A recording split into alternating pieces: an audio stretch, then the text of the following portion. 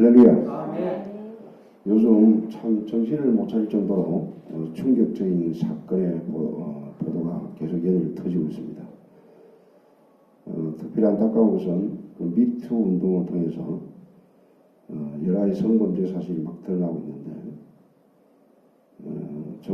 너무나 제가 마음이 아픈 것은 그 조민기라는 배우가 결국은 또 이렇게 자살을 선택하는 죄는 믿지만 그 죄로 인해서 한 사람이 이렇게 자살할 때 솔직히 남의 일 같지 않고 너무 마음이 아픈 마음이 밀려오더라. 이 사회에 저런 영혼들이 참 많을 건데 우리는 뭐하고 있었는가 하는 그런 자책감도 들고, 이런 미투 운동이 성범죄뿐만 아니고 하나님께서 이 죄를 다루시는 그러한 사건을 한국 사회, 한국 이 민족에게 너무나 생생하게 보여주는 사건이 실제 연일 터지고 있습니다. 여러분, 대통령들 보십시오. 사실 그 대통령이라면 사람이 누릴 수 있는 가장 높은 직인데 그렇게 잘 나가던 사람들이 하루아침에 추락하는 모습을 우리가 보고 있습니다. 심지어 노무현 대통령은 참 그분도 자살을 해버렸고, 지금 박근혜 대통령도 최순실 사태로 인해서 아주 어찌됐든 간에 억울한 면도 있긴 있겠지만 그러나 잘못한 게 있기 때문에 저는 비참한 신세를 면치 못하고, 심지어 이명박 대통령도 장로님이십니다. 장로님. 물론 보수에 대한 이렇게 적폐 운동이라 해가지고 약간 정치적인 어떤 그런 보복적인 것도 있긴 있겠지만, 그러나 이명박 대통령 하나 앞에서 조금도 흠이 없을 정도로 완벽하게 깨끗하게 했으면 누가 이렇게 트집 잡아도 참사할 만한 건덕지가 없으면 될 거 아니에요. 그러나 그 여동생이 상당히 신실한 크리스찬이에요. 물론 그 집안 전부 다 예수를 잘 믿어요. 어머니가 원래 기도했고 원래 못 사는 가정 속에서 저렇게 하나님께서 높여주셨는데, 그 여동생은 이명박 대통령 당시 될 때 대통령 하지 말라고 그렇게 강구를 했다 그래요. 대통령보다도 장로로서 하나님 앞에 신실하게 살다 가는 게 더 낫다 그런 식으로 옆에서 많이 동생으로서 이야기했다는데, 결국 이 길 가면서 결말이 이렇게 나오니까. 근데 그 동생의 중심이 참 좋은 게 하나님의 어떤 연단의 섭리를 통해서 돌아오게 하는 그런 깨닫고 계시더라고요. 근데 이상하게 나하고 연결이 돼가지고 나를 초청해가지고 같이 예배를 드리자고 약속이 돼 있는데, 사실 오늘 예배 끝나고 가기로 돼 있었는데 제가 스케줄이 오늘 보니까 너무 이렇게 오후에도 또 우리 예배가 있잖아요. 왔다 갔다 하다 보면 이게 차분하게 해야 되니까, 은혜스럽게 해야 되니까 다음으로 내가 좀 미뤘어요. 아침에 전화를 해가지고 조용할 때 다시 한번 만나자는 식으로. 그 이명박 대통령이 전하는 말씀을 하나님께서 기도할 때 주는 게 뭐냐면, 히브리서 12장에 그 말씀을 앞으로 전할 거예요. 하나님은 사랑하는 자를 징계하시나. 그러니까 믿는 자라도 잘못할 때는 하나님은 징계가 있는 줄 믿습니다. 그 징계가 당할 때는 슬퍼 보인다. 그로 말미암아 연달한 자는 평강의 열매를 맺는다. 하나님이 이 한국을 똑바로 하라고 막 곳곳에 징계를 내립니다. 지금 보통 사건들 이게 남이 죽고 남이 추락하는 걸 보고 나는 굉장히 천만에 말씀. 이 죄악으로 인해서 무너지는 그 하나님의 역사를 보면 예가 없어요. 믿는 자라도 사정없이 하나님은 죄에 대해서는 하나님 심판하시고 책임을 물으시고 죄에 대해서 해결을 해야 된다. 여러분, 다윗이 누굽니까? 다윗이 하나님 앞에 합한 사람이에요. 사실 이스라엘 왕 중에 다윗만큼 훌륭한 왕이 없을 정도로 성경이 어떻게 기록하고 있냐면, 다른 왕들이 선하고 의롭고 하나님을 잘 경외하고 말씀에 순종한 그런 왕들의 모습을 다윗의 길로 행했다 이렇게 표현되어 있어요. 다윗이 모범이라는 거죠. 다윗의 별명이 뭐예요? 하나님 마음에 합한 자. 그러나 다윗도 인생에 죄를 범하는 그런 부끄러운 순간이 있었다. 여러분 잘 아는 바세바 간음 사건 아니에요? 오늘 이 본문 읽은 내용은 그 간음 사건에 대해서 회개하고 있는 장면을 지금 이야기하고 있는 하나님이 다윗의 그 기도를 들으시고 다시 용서하시고 다시 세워주시는 장면을 지금 보고 있는 거예요. 여러분 이 과정에 대해서 오늘 설명 아주 간단합니다. 간단하지만 우리의 마음에 와닿는 말씀인 줄 믿습니다. 한 세 가지 요점을 여러분 딱 들으시고 마음에 새기실 바랍니다. 첫 번째 뭐냐면 하나님 앞에 제가 드러나지 않을 죄는 없다 이 사실입니다. 하나님 앞에 숨길 죄는 없다는 사실입니다. 이거 좀 그어주세요. 여러분 다윗이 보십시오. 다윗이 그 죄를 범할 때 그냥 아무도 없을 때 그 옥상에 올라가지고 목욕하는 바세바의 장면을 보고 사실 남자 같으면 벌거벗은 여자를 보면 그런 엄란한 마음이 생기고 또 사람들은 건강한 사람은 그런 여자에 대한 그런 마음이 있기 때문에 그런 마음이 드는 건 정상적이에요. 그러나 조금 생각해 봤어야 되는데 바세바는 한 남편의 아내잖아요. 남의 부인이잖아요. 그걸 범하게 되면 거기서 파생되는 일이 얼마나 복잡하고 치명적인 어떤 죄의 결과를 가져온다는 걸 조금만 생각했더라고요. 순간의 쾌락보다도 죄를 범했을 때 일어나는 여러 가지 파생되는 여러 가지 안 좋은 어떤 죄에 대한 징벌과 이런 징계를 생각했더라면 안 했을 건데 그냥 순간적으로 그걸 실행했다. 근데 뭐 실행한 것까지 또 괜찮아요. 진짜 다시 나쁜 거는 뭐냐면 해필 그걸 임신을 했거든. 그 임신을 캄프라치 하기 위해서 부하를 전쟁 중에 있는 부하를 우리아를 불러낸다. 근데 뭐 자기 동료들은 지금 전쟁 중에 있는데 어떻게 내가 부인하고 같이 있어야 하고 침실에 들어가지 않고 그 내용을 전가를 받고는 나중에 이 임신한 게 들통이 날 것 같으니까 이거를 캄프라치 하기 위해서 결국 우리아를 최전선에 내보내가지고 전쟁에 죽게 만든다. 그러니까 전쟁에 최전선에 보낸 거는 뭐냐면 다윗이 거기 가서 죽으라는 거예요. 그러니까 사실은 이 성범죄보다 더 무서운 게 뭐냐면 살인이에요, 살인.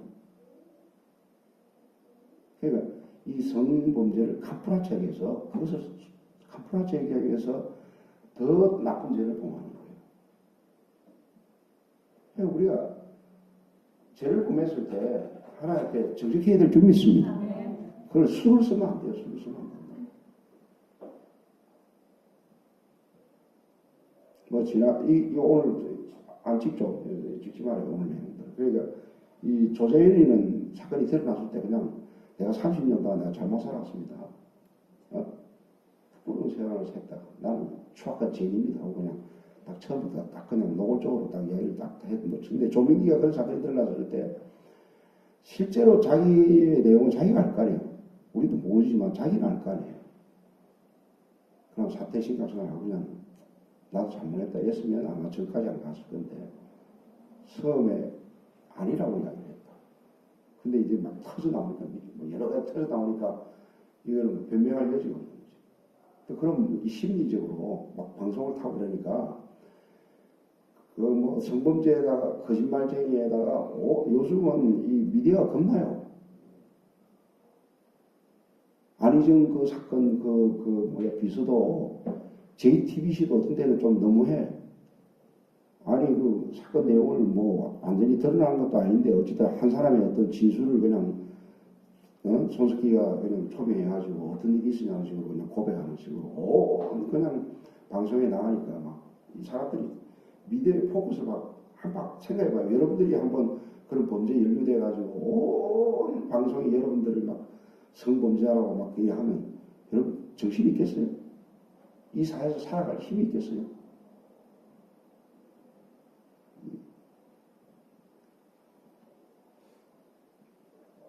뭐 포커스가 지금 미디어를 비판하고자 하는 게 아니고 뭐냐면 자기가 범죄한 내용이 어찌됐든 간에 이게 다 드러난다. 꼭 성범죄뿐만 아니고 엄밀하게 이건 아무도 모르겠지 하고 완전 범죄를 했는데 다 드러난다. 이게 의혹이에요. 자기는 정말 엄밀하게 모르게 최선전에서 내가 죽였죠. 근데 사무엘상은 어떻게 표현되어 있냐면 하나님 보시기에 뭐예요? 악하다고 표현됩니다. 사무엘 합니까? 그러니까 하나님은 그 사실을 뭐예요? 착하다. 나단에게 그걸 가서 말하게 만들잖아. 아무도 안 볼 때 하는 행동이 아무도 안 봤으니까 모를 것 같죠. 다 한다는 거. 이 사실이 굉장히 무섭습니다. 신약 성경에는 심판날에 무슨 무익한 말을 하든 내가 말한 말에 대해서 신불받는다 이런 표현이 있다. 책임을 져야 한다는 말입니다. 요즘 세상이 워낙 지금 미디어 이런 과학이 발달돼가지고 돈 송금한 거 계좌 추적하면 다 나와버리고 요즘 CCTV 모든 것들이 촬영을 다 엄밀하게 다 돼 있고 사람들도 그거를 범죄한 걸 갖다 다 이렇게 정보자료를 추려해 보면 검찰이나 경찰을 통해서 아주 수사해서 귀신같이 까합니다. 요새는 블랙박스가 있어가지고 차도 어떻게 된 충돌할 때 누가 잘못해 정확하게 드러난다.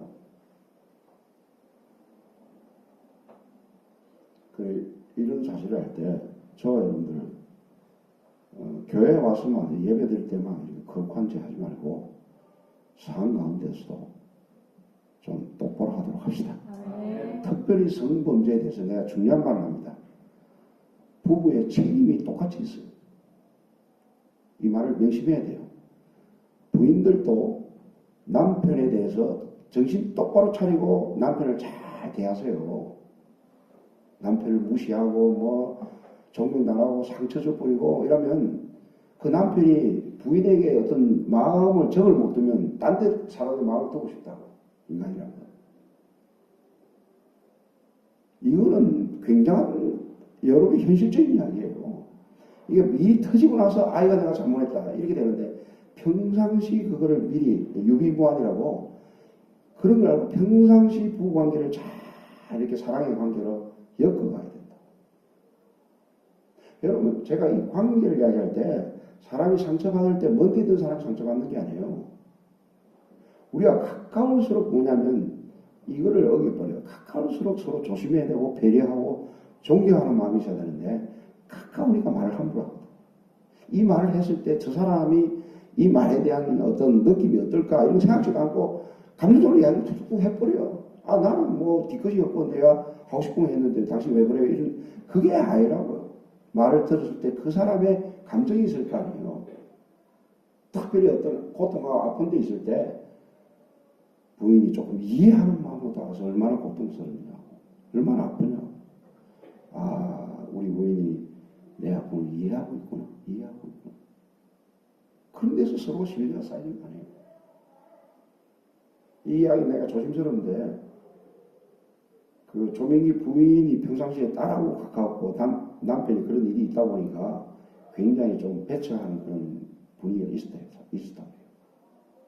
그러니까 사건이 딱 터지니까 가족도 안 받아주는 어떤 그런 분위기가 되니까 남자가 자살해버려요. 내가 아무리 잘못했어도 옆에서 나를 이해해주고 내 말을 들어줄 수 있고 용서해줄 수 있는 사람이 있으면 그 길을 택하지 않는다. 그리고 조민기가 사랑하는 친구가 있으면 그 위험한 일에 가서 붙어 있었어요. 이 마음이 얼마나 아프냐. 들어주고. 근데 우리는 주위에 지금도 이 자리에 앉은 사람들도 죽고 싶어하는 사람이 있을 수 있어요. 사람이 한 번 이렇게 딱 시험에 들면 아픔이 오면 걷잡을 수가 없다고. 믿는 사람도 죽고 싶어하는 게 그만큼 인생이 약한 거예요. 우리가 이게 특별히 교회에 이 복음의 사명을 맡겼는데 정말 깨어서 기도하고 주의 마음을 품고 한 사람 한 사람 우리가 사랑의 관계로 다가가도록 합시다.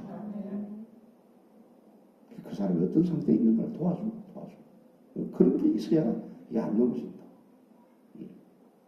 그 이명박 대통령 그 재임 당시에는 몰랐었겠죠. 모르고 했겠죠. 그러나 이제는 조사를 하니까 막 모든 게 막 이렇게 드러나잖아요.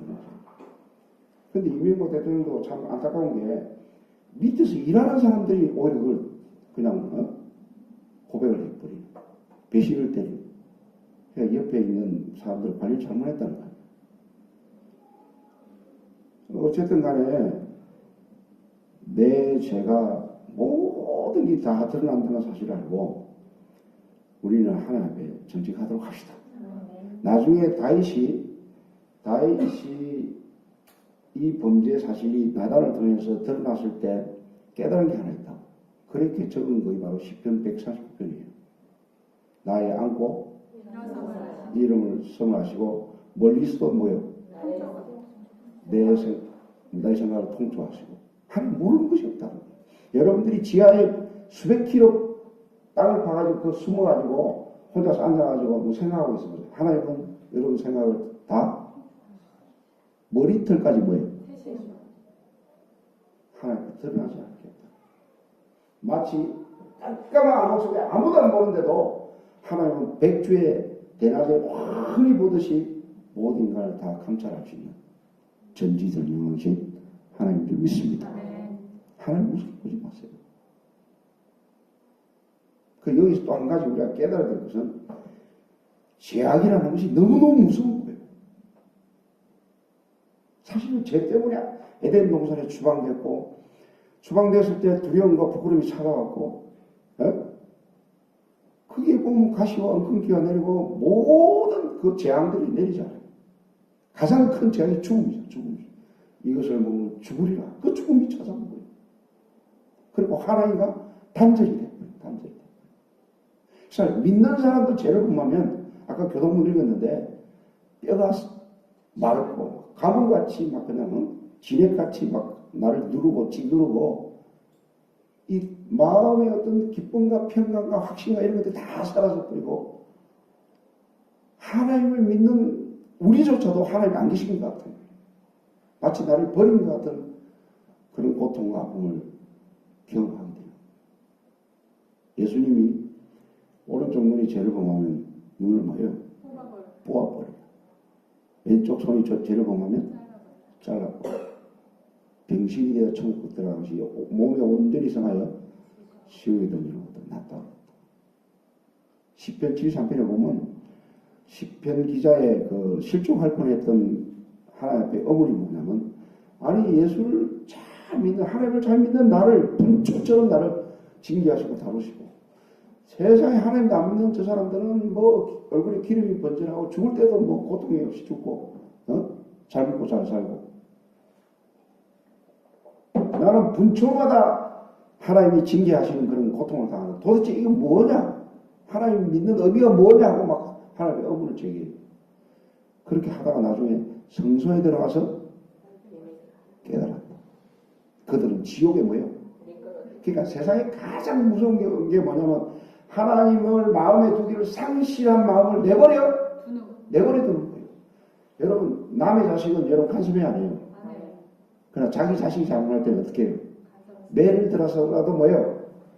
치는 거예요. 그러니까 여러분들이 어떤 죄를 범했을 때 안 좋은 어떤 여러 가지 징계가 올 때 감사하시길 바랍니다.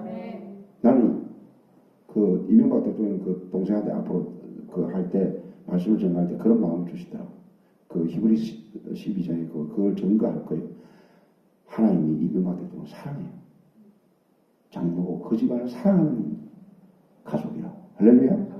나이가 진짜 70인데 돈이 많잖아요. 그 돈 이제 다 좀 더 좋을 텐데 하나님의 영광을 위해서 다 쓰고 헌신하고 그래서 마지막은 얼마나 좋아요. 그러니까 하나님께서 그런 상황으로 막 몰아가는 거예요. 부끄러움을 당하게 만들고 권력이 정말로 한때 대단한 것 같지만 인생 무상과 같이 얼마나 허무하다는 걸 본인이 깨달을 거예요. 저는 요즘 뭐 돈 있는 사람이고 뭐 권리 있는 사람이 하나도 안 부러워요. 하나도 안 부러워요. 그냥 평범하게 살아도 하나님의 바른 관계 속에서 그냥 건강하고 마음에 영적인 기쁨이 있고 그게 최고예요. 바울은 그 비밀을 알았기 때문에 내가 무명한 자 같다는 거예요. 유명한 자. 바울 삶을 보세요. 복음 전하면서 막 감옥 속 들어가고 궁핍도 경험하고 배고픔도 경험하고 죽을 뻔하기도 하고 그런데도 자기는 사방으로 우겨 쌓이지 아니하고 답답한 일을 만나도 거꾸로 틀림을 당하도 막하지 않는다. 어떤 형편에 처하든지 자족하는 비밀을 배웠다. 조망이든 궁궐이든 내 주 예수 모신 곳이 그이나 천국이죠. 여러분 하나님의 관계가 바른 사람이 이 세상에 가장 부러운 줄 믿습니다. 아멘. 죄가 뭐예요? 저 이사야 59장에 여호와 귀가 어두워 듣지 못한다 아니라 손이 짧아 보지 못한다 아니라 오직 죄악이 하나님과 나 사이를 갈라놨다. 이스라엘 역사를 보세요. 죄를 범하면 아수르 바벨 포로에 가장 사로잡히게 만들어요. 여러분들도 죄가 들어오면 사탄이 탁 엄습해가지고 하나님 보이지도 않아요. 영적으로 둔해지고 세상 사람들처럼 먹을 거 입을 거 마실 거 염려하는 인생이 돼버린다. 그리고 하나님 앞에 정직하도록 합시다. 아멘. 하나님 앞에 속이면 안 돼. 속이면 안 돼. 이 이야기도 뭐 조심스러운데 안희정 그 도지사가 하는 행동들이 조금 사람들이 의식을 자만은 금방 이렇게 발표한다고 뉴스 기자들 모아놓고 중대 발표한다는 또 취소시키는 또 검찰에 불리지도 않은데도 뛰어가지고 그 하는 행동이 뭔가 자기 쪽에 유리한 쪽으로 뭔가 액션을 취하는 그게 모습이 보인다. 그러니까 자기가 정치인이면 정치인이고 이제 범죄했으니까 이제 그만둔다고 그랬잖아요. 그러면 진실한 모습을 보이는 게 최고인 줄 믿습니다. 진실이 최고. 거짓이 안 통해요, 하나님 앞에서는.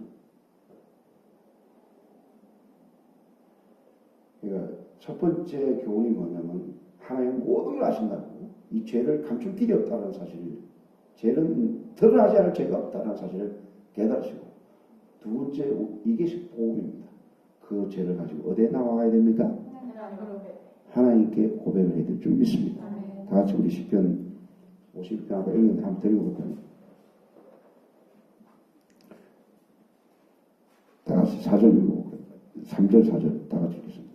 물론 나는 내 죄가를 아오니 내 죄가 항상 내 앞에 있나이다. 내가 주께만 범죄하여 주의 목전에 악을 행하였으니 주께서 말씀하실 때 의로우시다 하고 주께서 심판하실 때 순전하시다 하니이다.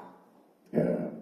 그 다음에 7번 7절 다 같이 읽겠습니다. 옷을 주로 나를 정결하게 하소서. 내가 정하리이다. 나의 죄를 씻어주소서. 내가 눈보다 희리이다.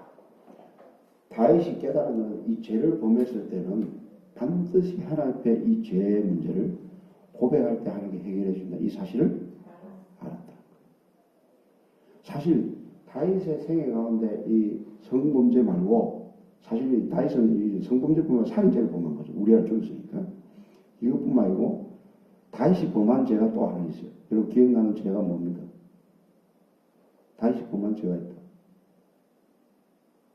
인구조사, 인구조사. 기억 안 나세요? 사무엘하 24장 보면 그 인구조사를 하겠는데 인구조사하는 게 대통령으로서 그 당시에 대통령이죠. 왕이 뭐 잘못된 게 뭐 있어. 자기 백성의 숫자를 조사하는 게 뭐가 그리 큰 범죄예요. 근데 인구조사하는 그 자체의 동기 자체가 잘못된 거예요. 다시 하나님이 그렇게 하라고 명령하지도 않았고 근데 이게 부황하니까 내가 가진 소유와 영광과 힘이 얼마나 강하다는 걸 확인하는 거예요. 사람이 이상해요. 권력을 가지고 돈이 가지고 자기가 굉장한 사람이라는 걸 라고 착각을 합니다. 참 희한해요. 그렇게 가난하고 좀 없을 때는 진짜 진실하게 이렇게 하다가 좀 뭐가 잘 되면 그때 이상한 현상들이 있어요. 여러분 큰 교회도 보면 큰 교회 뭐 다 그런 게 아니고 존경받을 만한 목사님도 많아요. 그냥 큰 교회들이 문제가 많다. 오늘 일어나는 교회가 다 큰 교회에서 일어나요.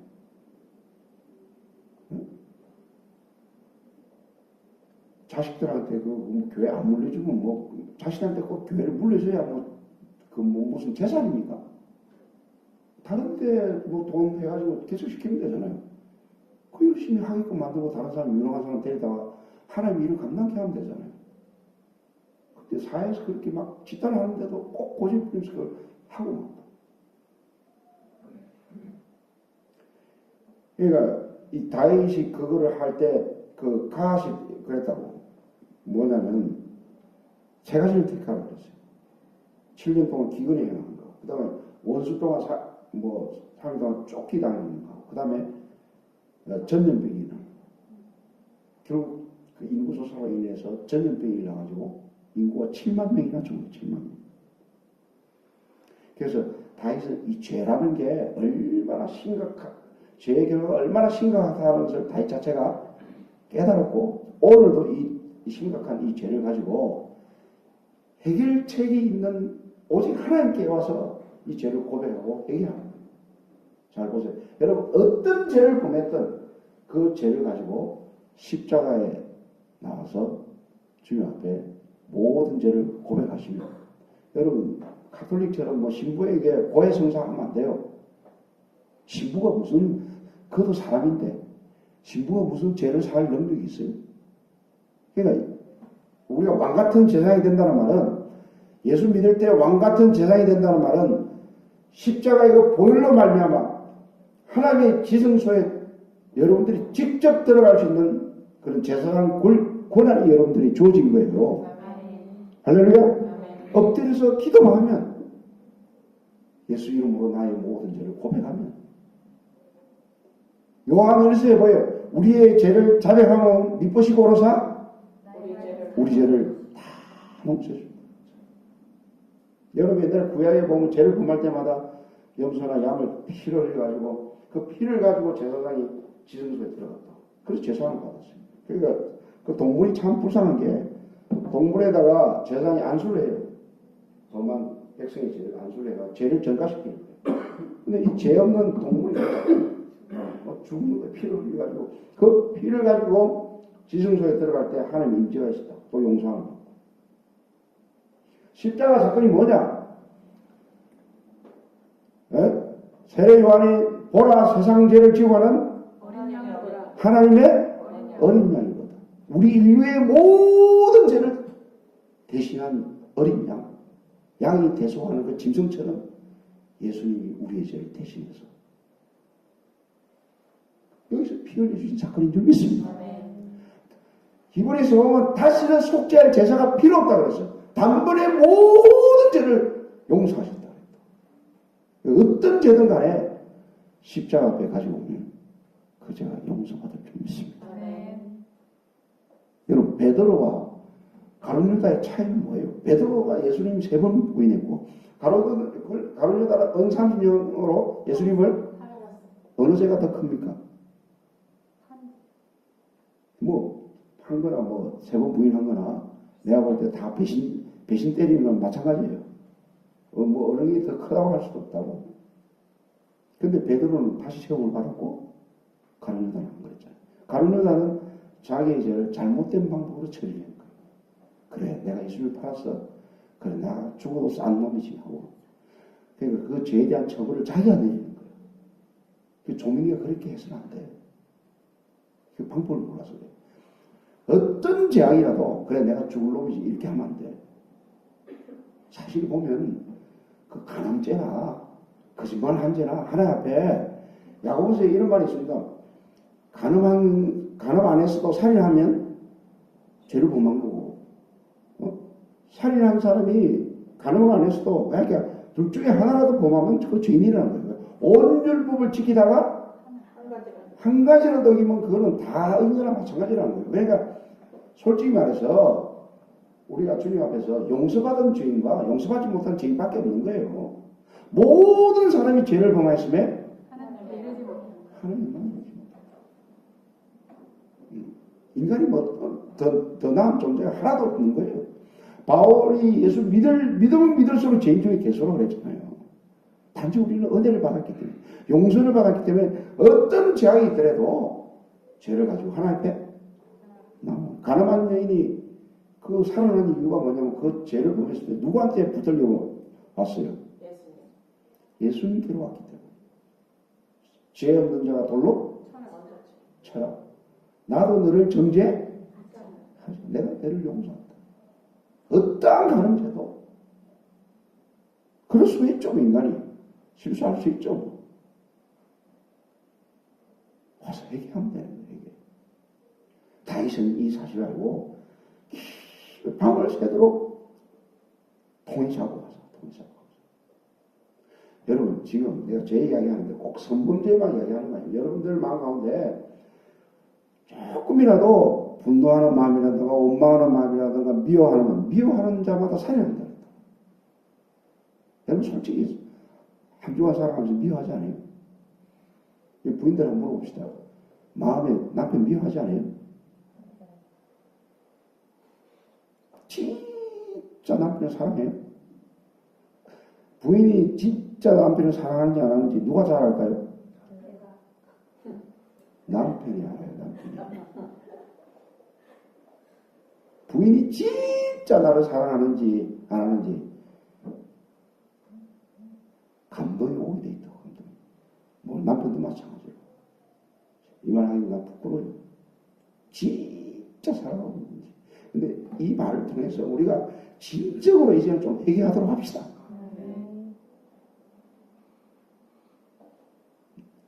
아내들이여 남편을 죽게 대한다. 남편들이여 아내를 주께서 교회를 사랑하지 아내를 사랑하라. 하나님의 계명이에요. 계명. 제가 이거 준비하면서 하나님 제가 부인을 내 몸같이 사랑하지 못한 거 용서해달라고 참의 기도 올렸다. 그리고 성도를 정말로 내가 사랑하고 있는지 네가 참된 목자냐 참된 목자냐 이런 음성을 들을 때 하나님 내가 부끄럽게 살아왔습니다. 부끄럽게.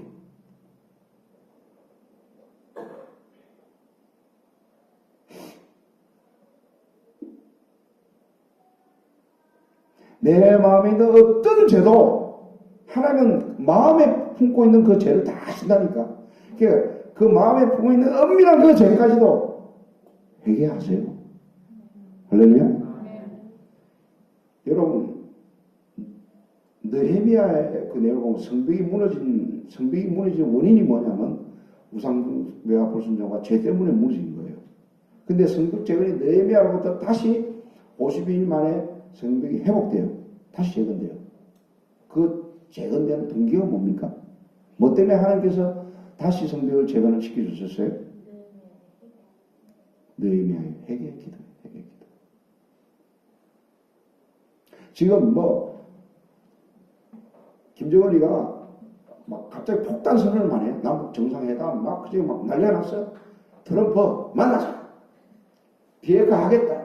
그 트럼프가 정의용 그 국정위원장인가 이야기 듣고 너무 감동해가 바로 막 발표해가 5월달에 만나서야 되는 거예요. 근데 아침에 나와 보니까 옆에 참모들이 그 너무 성급한 이야기라고.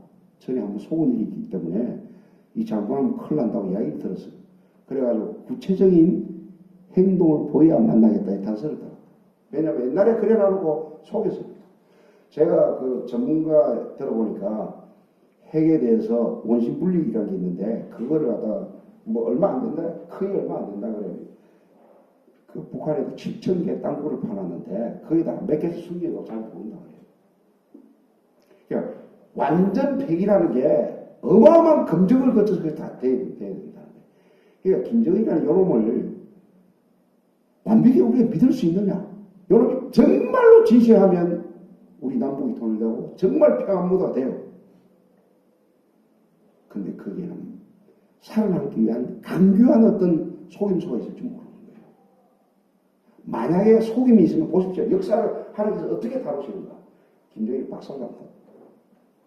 진실이니까 진정한 회개가 아니고 진실이 아니면 안 통하는 거예요. 우리 신앙생활 솔직히 뭐 그저 그런 대로 신앙생활해요. 뭐 주일 와서 예배 안 드리고 가면 성경 말씀하고 전혀 상관없이 살아요. 하나님이 그걸 보시고 내가 보기에 참 멋지게 사는구나 하고 인정해 주실까?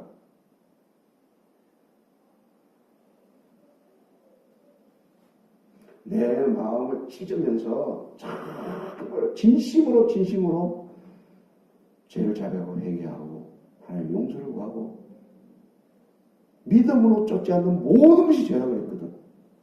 이거 성경은 뭐라고 하냐면 단순히 죄를 안 범하는 게 죄가 아니고 순종하지 않는 것까지도 죄라는 거예요. 그러니까 거짓말하는 사람은 진실을 말해야 되고 도둑질하는 사람은 이제 구제해야 되고 나쁜 일을 하는 사람은 이제 선한 행동까지 믿음으로 쫓아 하나님을 기쁘시게 하는 일들을 적극적으로 믿음으로 해야 되는 거예요. 그런 사람은 우리 하고 있어요, 진짜. 안 하고 있는 것까지 해결을 해야 돼요. 솔직히 여기서 살인 안 하고 간음 안 하고 다 뭐 책 잡힐 거 없죠, 검찰에. 그러나 마음적으로 보면 실제로 보면 하나님 보시기에 합당한 믿음의 생활이 안 되는 경우가 많다는 거죠. 다시 한번 강조합니다. 다윗처럼 진심으로 정직하게 고백하시길 바랍니다. 우리 보십시오. 로마서 4장 읽어보세요. 하나님이 그 다윗이 고백했을 때 어떤 바울을 통해서 어떤 말을 하는가. 로마서 4장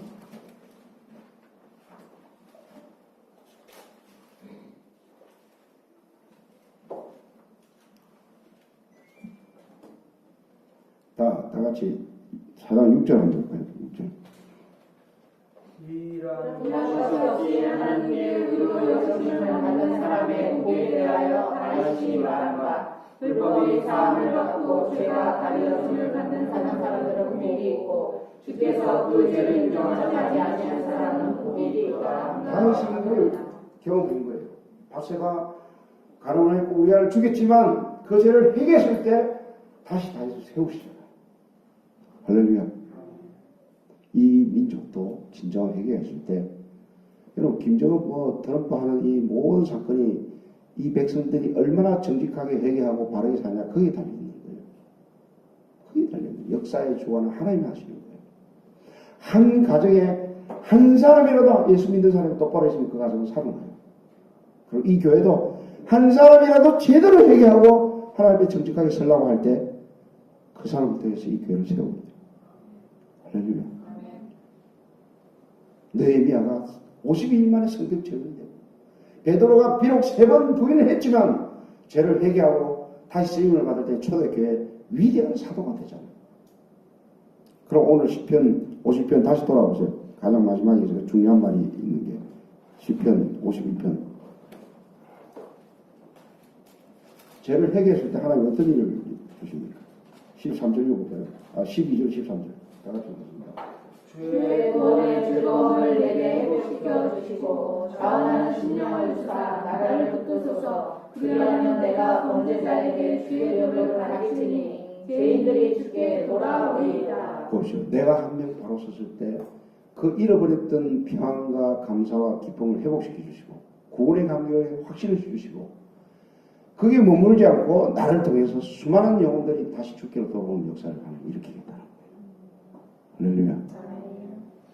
우리 죄를 두려워하시고 죄를 회개하시고 멀리하시고 바로 하나님 앞에 축복받는 저와 여러분 되시기를 주의 이름으로 축원드립니다. 기도하겠습니다.